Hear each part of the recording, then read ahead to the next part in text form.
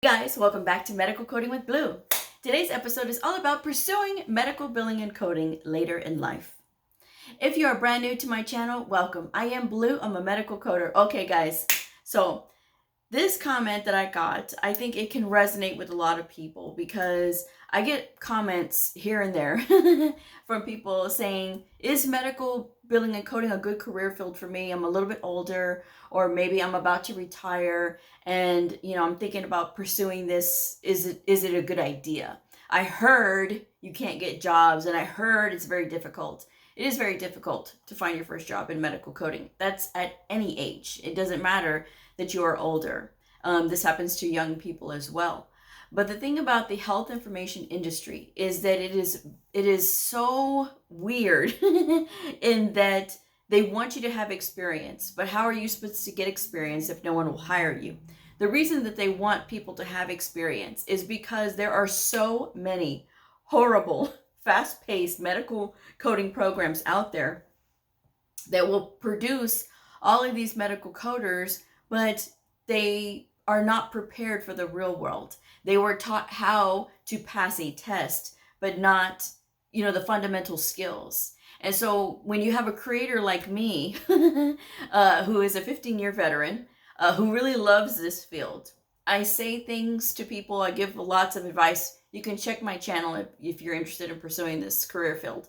But you check my channel out. You'll see all the study tips that I give and searching for your first job and all these other things that I talk about on here.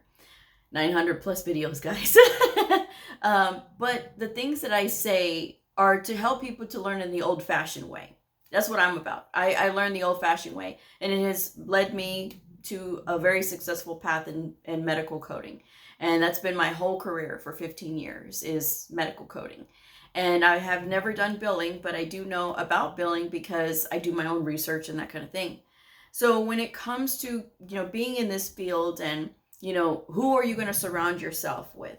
I've said this many times. You have to be very selective about who you're telling that you want to pursue medical billing and coding, because people who have no idea, who are not even in the industry, are always talking about medical billing and coding and saying, oh, it's difficult, don't do it, AI is going to take over. That's a bunch of garbage, by the way.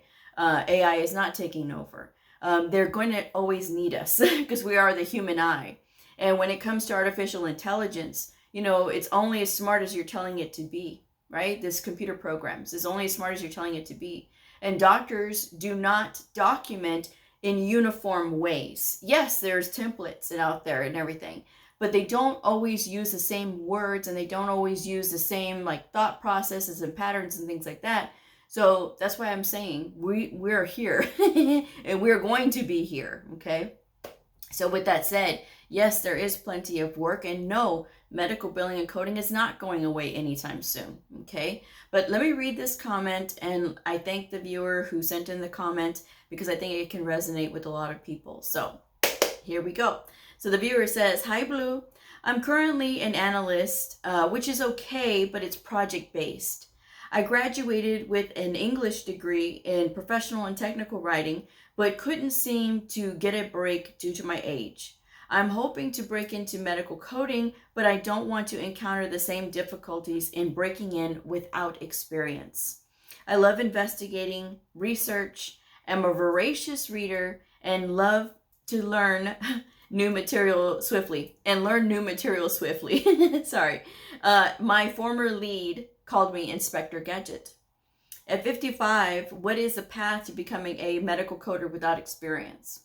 So as I've said before, talking, when you're getting started in medical billing and coding and getting through a whole program, getting through your certification exam, getting certified, and then finally getting out there in the real world, it's going to take having a positive mindset. You can't just think immediately, I'm 55. I'm 55 and I'm trying to do this job and nobody's giving me a chance because of my age. It's not your age, guys. It's not.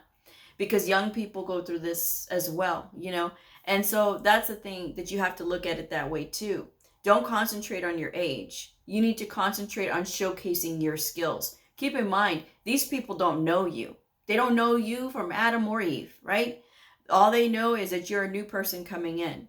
So you need to show them, what did you learn in your journey to becoming a medical coder? What did you learn in school? And when you are looking at your resume, right? Because your resume is really important. I'm always going to say that, guys. I'm going to keep harping on it because, sometimes I think people only get 10% of what I say. And sometimes I don't even know if they even get that. But in this 10%, I hope that people hear me when I say this. Resumes are so important. They're critical to brand new medical coders because that's your calling card. That's what people are going to see when they first see you apply. If you're saying on your resume that you want an entry-level position, right? Oh, I'm looking for an entry-level position because I want to get started. I'm going to reject that resume because you said entry-level. When you get certified, this says you have the competency to code. You know code. You've passed the minimum standard to get into the field. So let's put that entry level thing out of our way. Because if you're always going to only look for entry level positions, guess what? You're going to be looking for a long time. Because entry level positions, they're very few and far in between that they would actually say that. Because if they do say entry level, there's going to be hundreds, if not 1,000 people that are going to apply for that position because they see entry level too. And so in order to lessen the field of competition, apply for those positions that are asking for experience anyway. Because if happy coders are in that area, they're going to stay where they are. They're not going to venture out and, do all these other things. So the employer is going to be basically at the mercy of whoever applies. And if you have a good resume to show all the things that you learned in school, and I've talked about this many times, I don't want to keep going over again, but if you have all these things listed on your resume, that's going to give you a better shot at getting in, right? And of course, there's always professional resume writers out there. I'm a resume writer myself. My rate is in the description box below. So you totally can. You can hire this out. You can farm it out. However, I will say that you can always do this. You can always write it yourself too. Guys, there's nothing wrong with it. But again, follow my advice in the videos. And the videos are free to watch. I'm just saying, But yes, you have to be very tenacious at this. And I will say this also. People that are older, some are 57, some are 60, 61, 62. They are out there and they actually go through, they're like Blue, and they're very uncertain at first, and they're writing me when they first start their journey. And I know because I look at the analytics as well. The analytics on my channel used to show a small percentage of the over 50 crowd, and now that number is going up. So I know that there's quite a bit of people that are over the age of 50 that are watching my channel. And hopefully they're getting some good information out of it, because this is the real deal, guys. I have no skin in the game. If you want to get into medical billing and coding, get into medical billing and coding. The one thing that you will not see me do is try to sell the field. There's plenty of people who sell the field to the wrong people. And I'm not here to convince people to do it or not do it. To me, I think that medical coding has a way of finding people. I know that it found me. It literally sought me out because I had no idea what it was about or what this was going to lead to. All I knew at the time was I was going through a divorce and I was needing to just get back up on my feet again.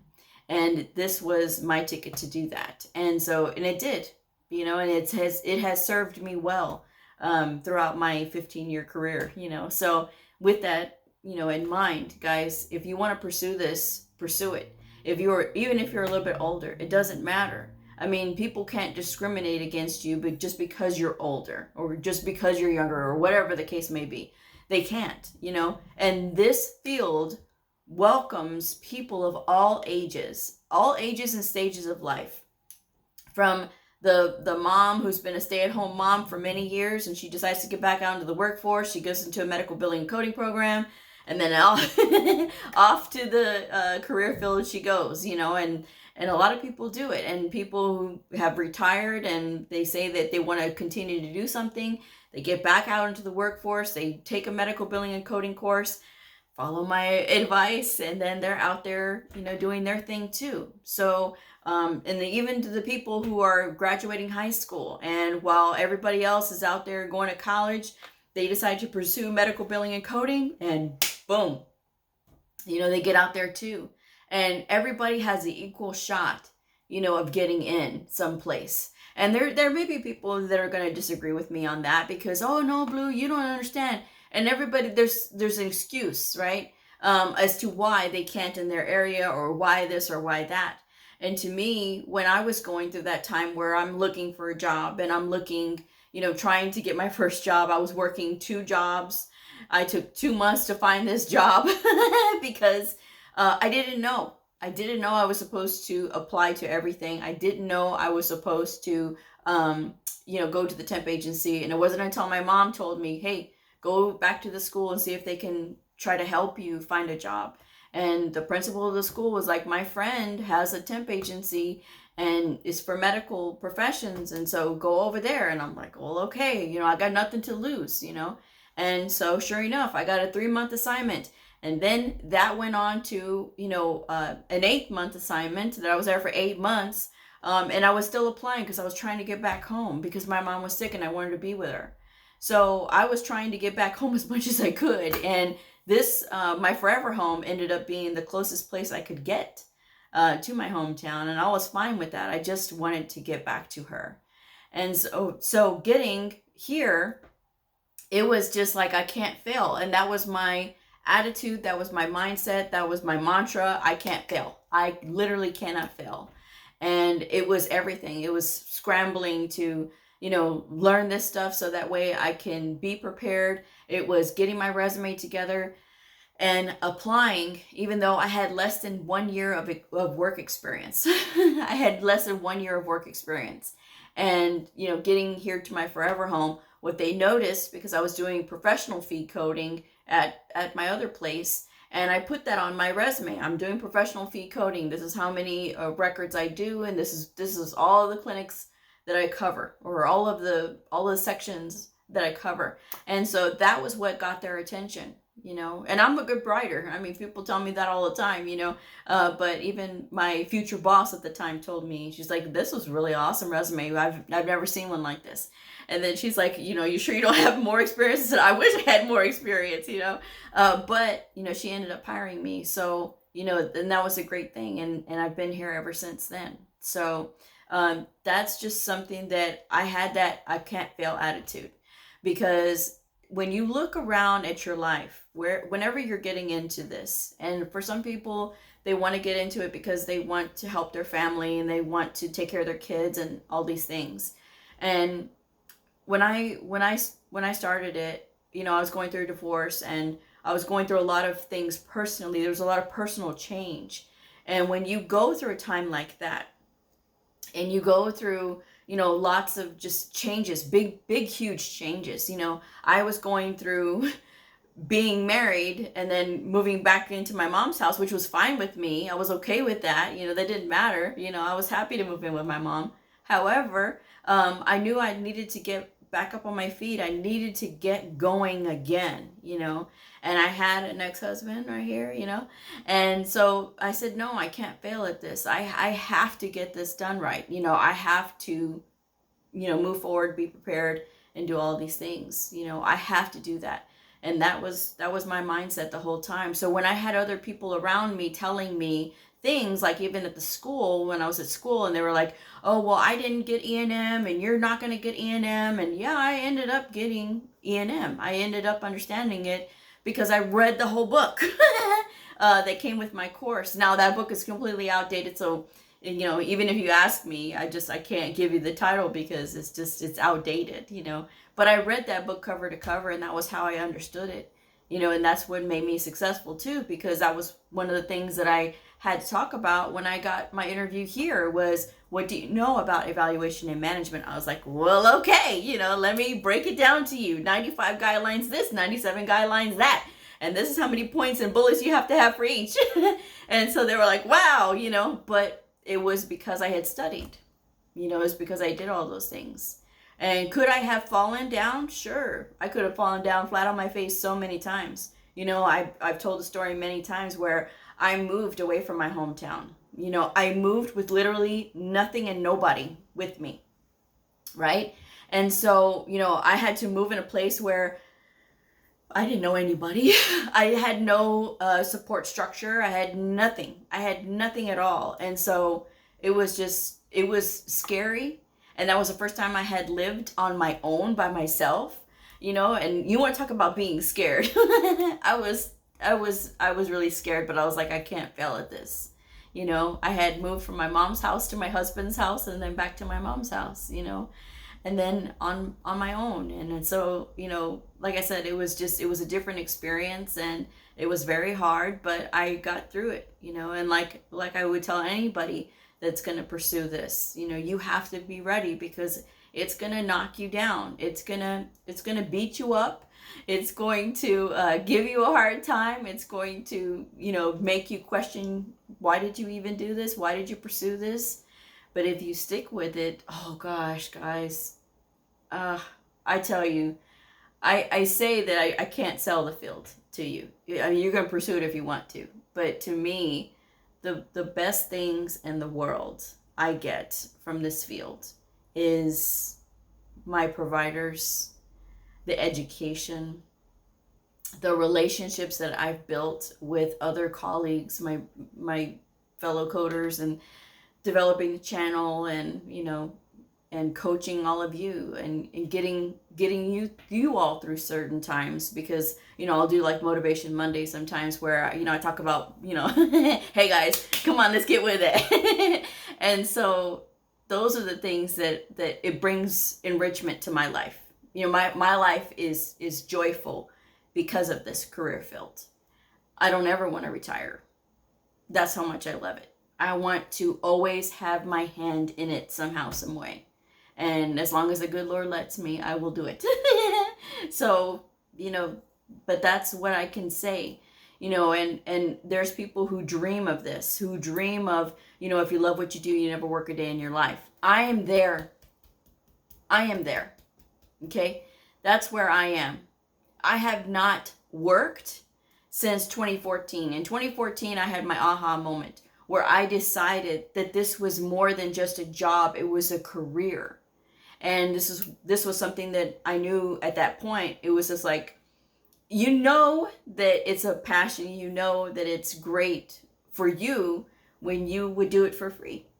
And I was at that point, I was like, oh, I would be so excited, just to do this, just to code, and just to work with my providers, and just to do education and things like that, because that's what I live for. I love that stuff, Some people don't ever get that in their career. And some people don't ever get that in their working life, They get joy from, their home life, and they always wish they had a job like that, where they could be excited to go to work and, do all of those things, and they never get that. Some people never do, and some people have a hard time finding, enrichment in their home life, and they try to find it in their work life, and then they can't find it in their work life either. So they're just like, what do I do? But it really all depends on the individual. It depends on how you look at things. If you look at things with a negative vision, they're not going to hire me because of my age. They're not going to hire me because I don't have experience. They're not going to do this. They're not going to do that. Then that's what you're going to attract, right? That's what you're going to attract. But when you turn it around, and then you're like, this is a brand new career field for me. If it didn't work out at this place where I applied at, there's a reason that it did not work out. I'm a firm believer of that. When you don't get something, it was meant that you didn't get it, right? And it happened when I came here.